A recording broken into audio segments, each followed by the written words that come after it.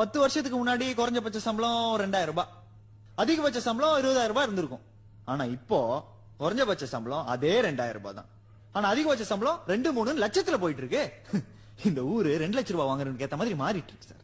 Sir மொத்தம் இந்த ஊர்ல எத்தனை பேர் சார் இருப்பாங்க சொல்லு? ஒரு 60-70 லட்சம் பேர் இருப்பாங்க சார். நான் சென்சஸ் கணக்கா சார் கேட்டேன்.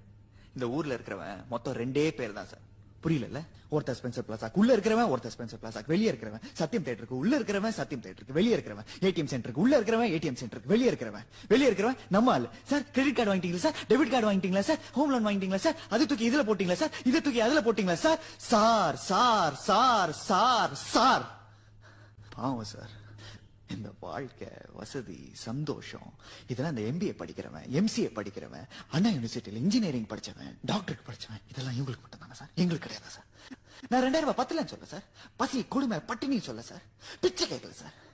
ஆனா அந்த பணம் வாங்குறவனுக்கு பண்ற அலப்பறம் இருக்குல்ல சார், தாங்க முடியல சார். மனிதர் நோக மனிதர் பார்க்கும் வாழ்க்கை இனி உண்டானான் பாரதி. அதான் சார்